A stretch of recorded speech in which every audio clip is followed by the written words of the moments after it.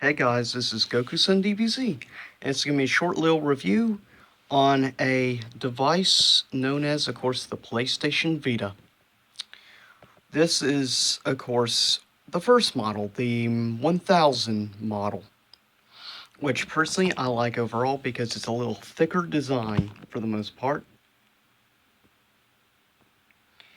And I like it. Of course, you have your power button, your L and R buttons. You have a front, obviously, camera, and you have a camera on the back as well, and you have a sensor, touch sensor on the back. That's for some specific games like Uncharted, Golden Abyss, and others.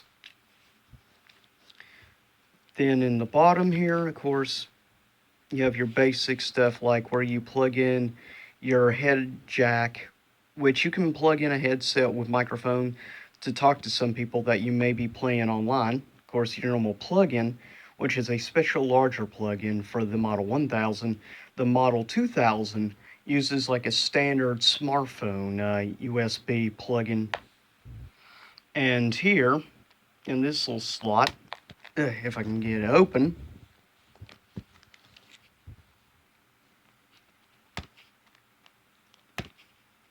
okay, this is where you would put your memory card.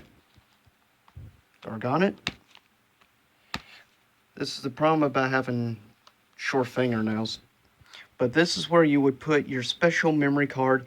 And of course, it's one of the things that did not help the sales of the PlayStation Vita was the fact that the memory card was strictly a Sony made one. And of course, they run anywhere from your standard like 4 GB memory card all the way up to a 64 GB. I'm currently trying to find a decent price for about a 16 GB memory card. I'm currently only using a 4 gig. If I want to really play any digital games online, download from the PlayStation Store, which you can download a lot of PS1 classic games onto the Vita, as well as PSP games as well, you can download through the online store. So that gives you like hundreds of additional games on top of what you can get. And of course, this, like the PSP, is region free, just like also the PS3 and PS4. So you can either import yourself if you want a special collector's edition or different color edition of the Vita. You can import from Japan or Europe, and it will work with any games basically. And you can change it over to English even on the Japanese models. But this is a Model 1000 I got when I bought this as a bundle with Assassin's Creed 3 Liberation. That's why this is a special white edition instead of the standard black on the 1000 model. And of course, your standard buttons. It has two good joysticks. The sound quality is actually not bad. It has two speakers. I think the D-pad's pretty good for the most part. And it's pretty comfortable for playing games, and having two joysticks is a good thing for like shooters. Plus it has like a small rubber texture, so it's easier to keep control and stuff, and you don't have to put too much pressure on the joysticks while playing first-person shooters because of the rubber. On the top, as mentioned, your volume control, your power.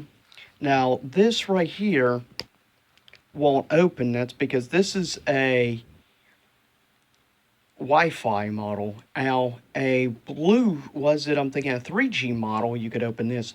Now, the problem was with the 3G service, it was only provided through AT&T. So if you wanted a 3G model, you had to pay a monthly subscription fee from AT&T for the obvious 3G internet service. And of course, here's where you put your actual games in. And of course, once I show you the basic thing, I'll show the actual first main screen. But this is how tiny the actual games are. It's kind of insane how small these games are, given how much content there is. But first, I'll do the power, and you'll have to excuse me for a second. I'm having a problem with a stupid fruit fly interfering with my review. Okay, there we go. And we see refreshed. And I love that you do it like a page. Of course, if you have things like this, here's the main screen. You do have, of course, music playing, which is kind of cool. And I like the fact that it uses a different main screen style than your standard. It's pretty nice for the most part. It's really comfortable, honestly, with the hands.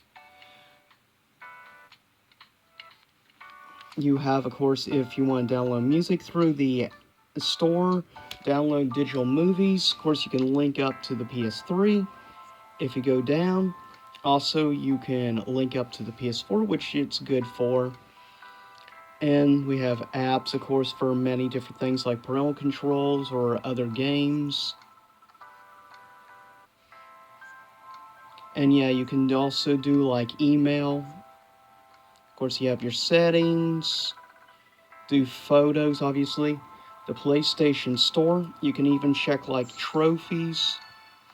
And if you don't want to go in, you just do this like a piece of paper, which is awesome. This is like really cool. But I'll quickly show you, for instance, how easy it is to do something.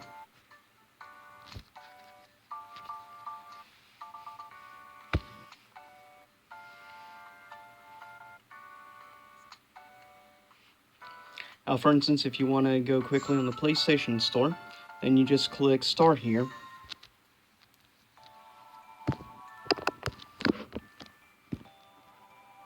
There we go. And as you can see,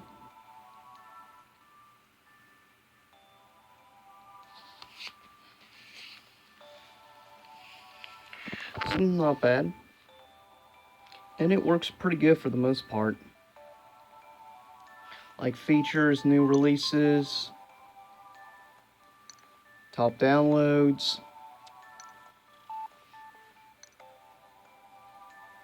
And if you want to download like movies, TV shows, which is pretty cool. Of course, you can look up indie games, try out downloads, look at classics, cross-platform games. I mean, there's a lot, honestly, to this. It's unfortunate that so few people have really given the Vita a chance, which it deserves a lot more credit than it gets, unfortunately. Press this to go back.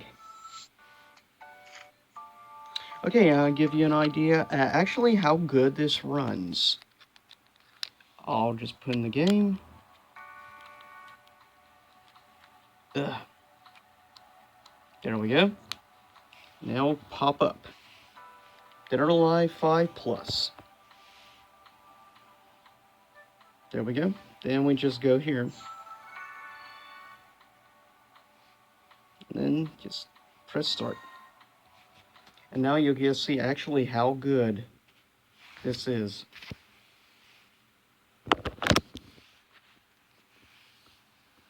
If only the fruit fly would go away.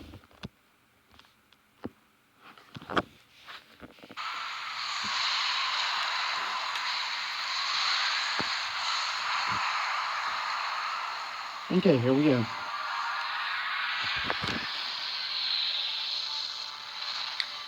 Excuse me, I'm going to quickly turn off the lights so you can see the quality better. There we go.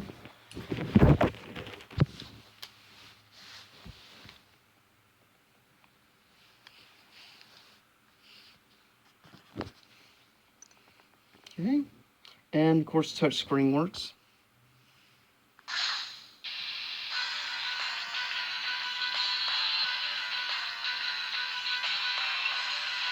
Story, fight.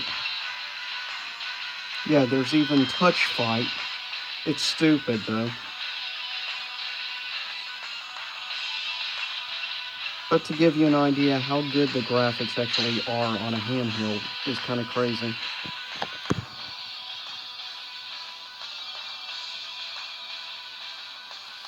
We'll go to arcade.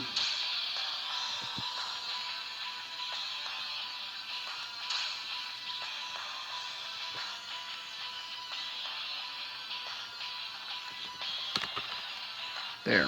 Try to clean the screen a little so you can get a better picture. But yeah, as you can see, graphically it's pretty impressive.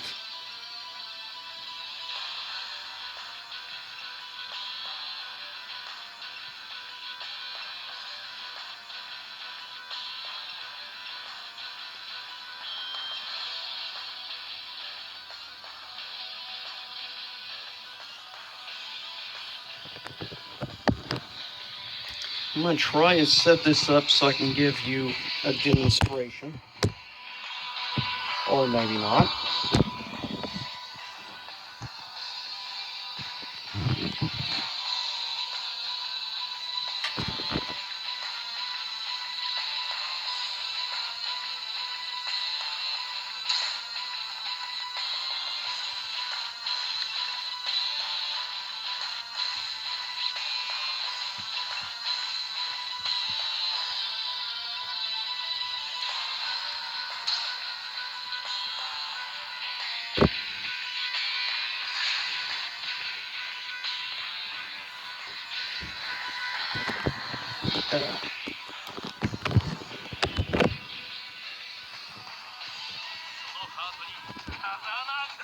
I'll try to just press the buttons, but so you can get an idea how good this is.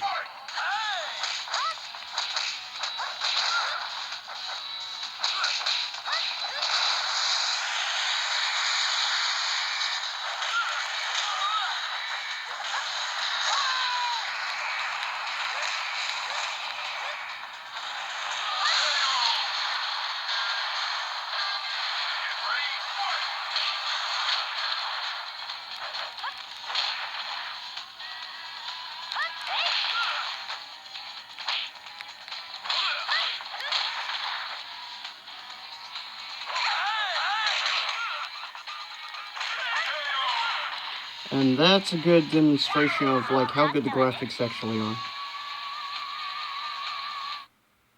And the load times are actually quick. Okay. There.